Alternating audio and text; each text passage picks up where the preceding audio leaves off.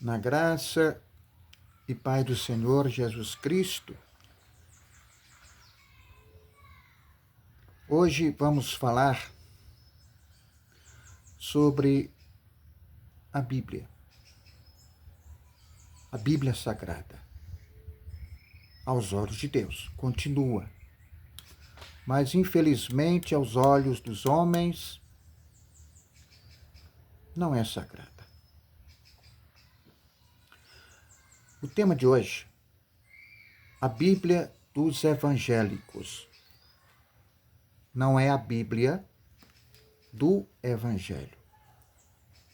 O que nós temos interpretações a se fazer pregações para agradar a homens e não a Deus. Muitas interpretações, inclusive a própria leitura, feita de forma literal, o que está dizendo, o que diz a letra, por isso a letra mata, porque as leituras são feitas de um modo literal. Temos que ter discernimento de que o que nós lemos, a exegese, né, do qual o entendimento da palavra de Deus. Os evangélicos querem viver como judeus, querem reconstruir o que Cristo destruiu na cruz. Por isso, aquele cuidado da escrita, das epístolas, respeitando cronogramas, o tempo, a cultura, para quem foi o destinatário. Vamos aqui para as referências e comentários. Em João, no capítulo 7, versículos 37 a 39. Jesus, a fonte da água viva. No último dia, o grande dia da festa, levantou-se Jesus e exclamou: Se alguém tem sede, venha a mim e beba. Quem crê em mim, como diz a Escritura, do seu interior fluirão rios de água viva. Isto ele disse com respeito ao Espírito que haviam de receber os que nele crescem, pois o Espírito até aquele momento não fora dado, porque Jesus não havia sido ainda glorificado. A festa dos tabernáculos, um cerimonial em que eles comemoravam e que no último dia eles saíam para pegar água no poço e lavar as escadarias. Então, o último ato ali da festa. E Jesus, vendo aquilo, ele exclamou que ali estavam passando com vasos na cabeça água de tão grande importância para uma região tão árida. Então a água é vida. E desta forma, Jesus, exclamando, trouxe para ele essa indignação. Há várias passagens com referência à água viva, que é a bênção do Espírito Santo, atividade divina nas pessoas, que naquele momento Jesus não tinha sido ainda glorificado e iria glorificar aqueles que crescem. Vamos aqui para João, no capítulo 4, para se fazer uma referência aqui, uma passagem sobre a água viva. João, capítulo 4, versículo 10 a 14, que é a passagem que eu me referi aqui à mulher de Samaria. Versículo 10, 14. Replicou-lhe Jesus: Se conheceres o dom de Deus, e quem é o que te pede, dá-me de beber. tu lhe pedirias, e ele te daria água viva. Respondeu-lhe ela: Senhor, tu não tens com que tirar, e o poço é fundo, onde, pois, tens água viva? Então veja que ela ainda ficou receosa. Versículo 12. És tu, porventura, maior do que Jacó, o nosso pai, que nos deu o poço, do qual ele mesmo bebeu, e bem assim seus filhos e seu gado? Afirmou-lhe Jesus: quem beber desta água tornará a ter sede. Aquele, porém, que beber da água que eu lhe der, nunca mais terá sede. Pelo contrário, a água que eu lhe der será nele uma fonte a jorrar para a vida eterna. Água viva, o Espírito, as bênçãos. E que muitas vezes as pessoas recebem a palavra de Deus e não guardam. Não guardam. Então, nesse clima da festa, eles lavavam as escadarias.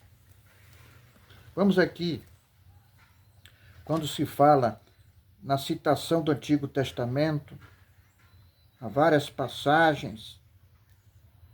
Vamos aqui em 1 Coríntios, no capítulo 2, versículo 4 e 5.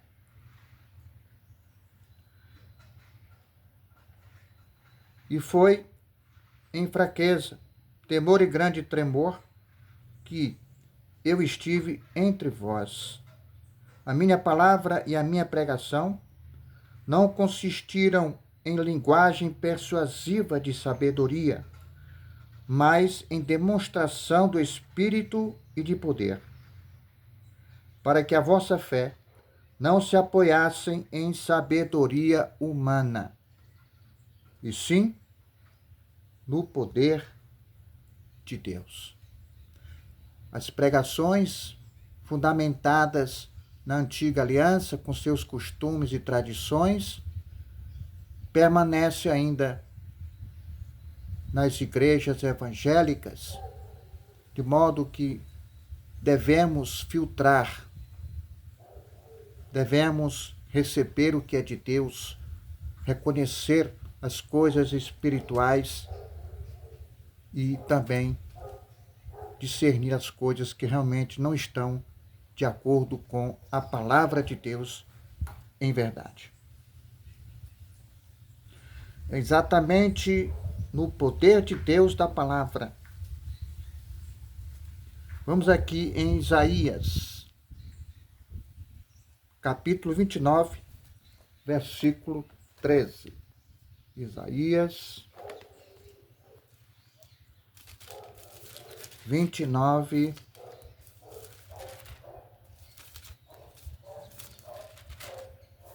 me faz lembrar aqui uma passagem em que ele diz que me abandonaram,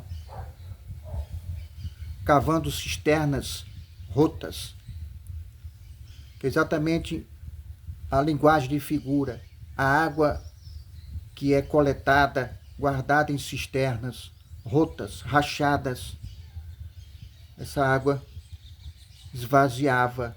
Então, a água com referência à palavra de Deus, nestas cisternas rotas, rachadas, são pessoas que não guardam a palavra de Deus. Então, nós estamos aqui em Isaías, no capítulo 29, versículo 13. O Senhor disse: visto que este povo se aproxima de mim e com a sua boca e com seus lábios me honra, mas o seu coração está longe de mim. E o seu temor para comigo consiste só em mandamentos de homens, que maquinalmente aprendeu. Maquinalmente aprendeu. Estão próximos na boca, do lábio, mas o coração está distante. Vamos aqui para Colossenses. Vamos fazer aqui uma viagem. Colossenses, no capítulo 2. Colossenses, capítulo 2, versículo 20 a 23.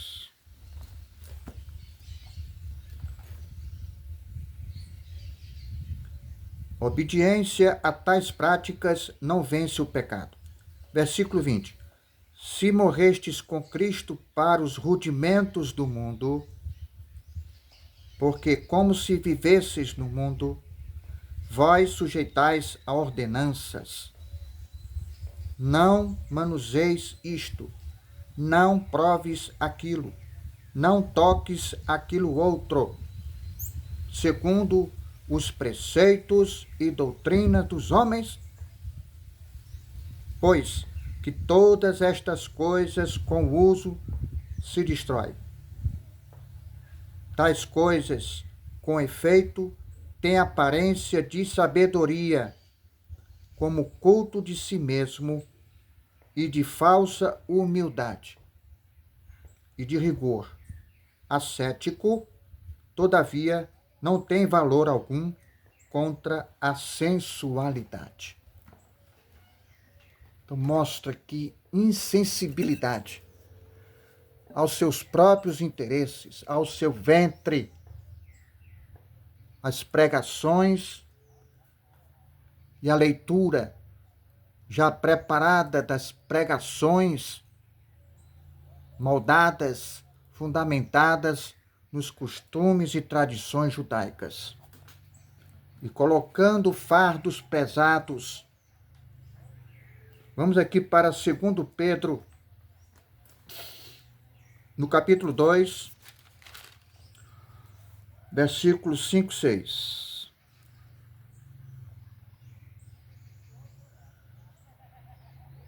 Segundo Pedro,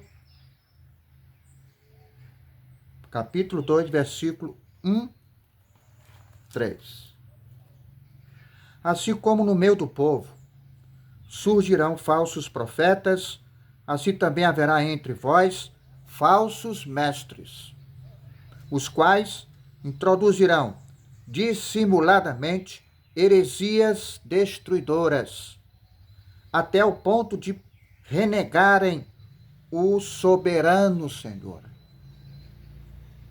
que os resgatou, trazendo sobre si mesmos repentina destruição.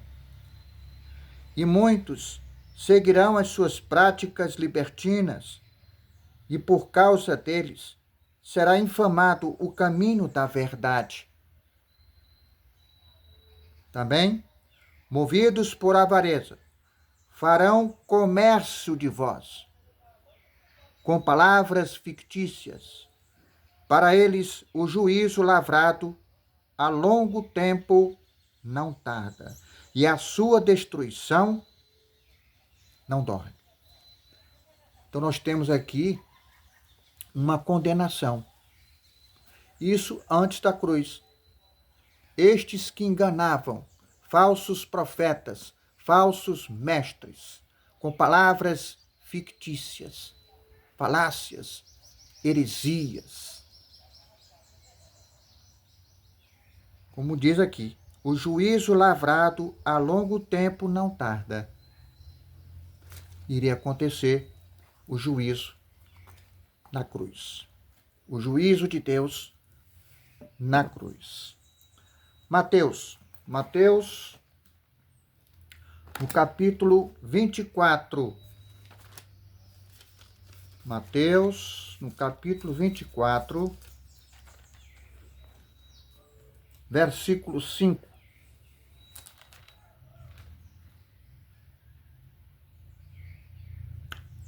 Porque virão muitos em meu nome, dizendo, eu sou Cristo, e enganarão a muitos. Versículo 24. Porque surgirão falsos cristos e falsos profetas, operando grandes sinais e prodígios para enganar, se possível, os próprios eleitos. É o que acontece.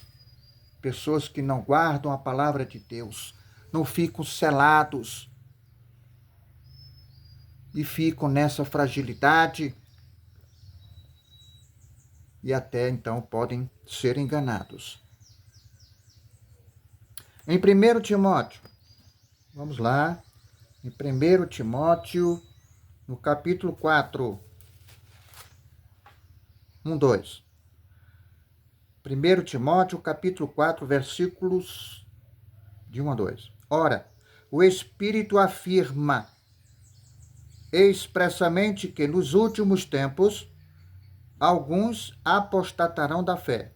Últimos tempos se relaciona aos dias em que estava chegando o momento da revelação de Jesus Cristo na cruz. Então, alguns apostatarão da fé por obedecerem a espíritos enganadores e a ensinos de demônios, pela hipocrisia dos que falam mentiras e que têm cauterizada a própria consciência. Mente cauterizada.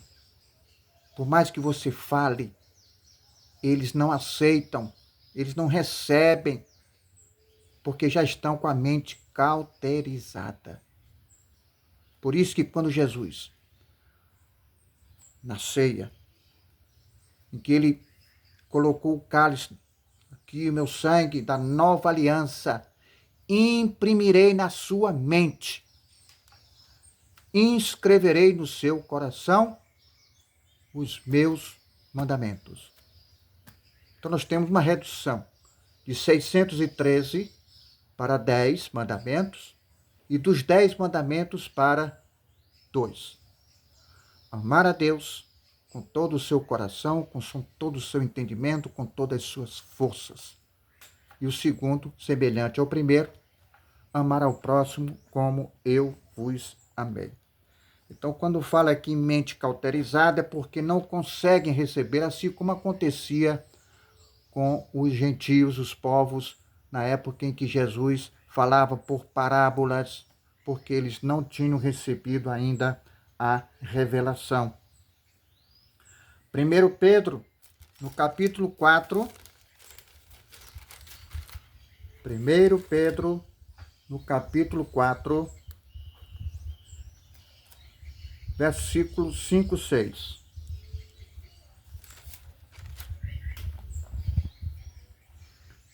Os quais hão de prestar contas àquele que é competente para julgar vivos e mortos. Quem é este? Aquele que é competente para julgar vivos e mortos? Jesus. Pois, para este fim foi o evangelho pregado também a mortos, para que, mesmo julgados na carne, segundo os homens, vivam no Espírito segundo Deus. Quando se fala aqui, o evangelho pregado também a mortos, está relacionado àqueles que estão mortos espiritualmente, não a morte física, de corpo, mas mortos espiritualmente.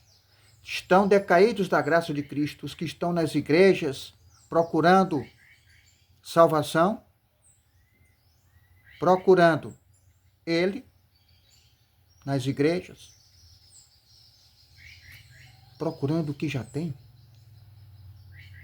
Estão mortos, estão decaídos da graça de Cristo, porque voltaram para o jugo da escravidão. De novo, Cristo ressuscitado, quando ressuscitou, foi para a libertação desta condição de escravo espiritual. É a libertação que se refere.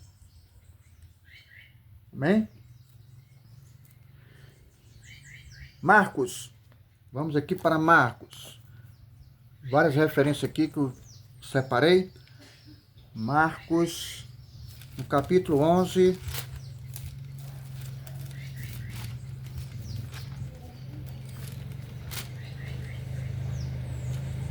quinze, 16, 17, 15 a 17.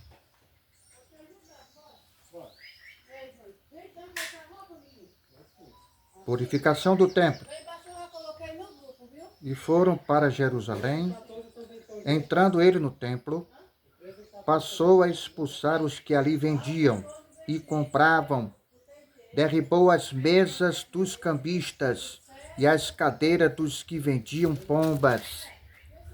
Não permitia que algum conduzisse qualquer utensílio pelo templo.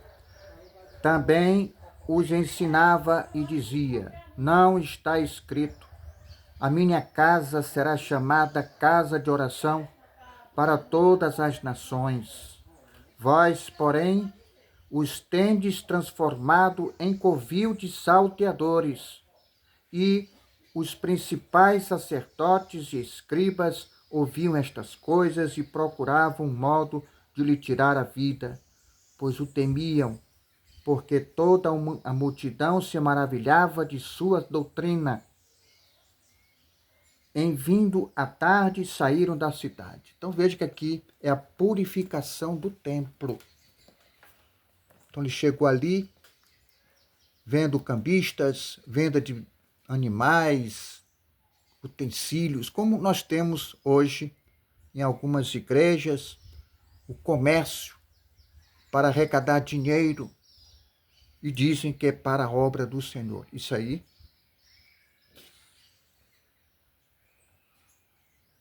está dizendo que Jesus não cumpriu todas as obras, ficou uma pendência.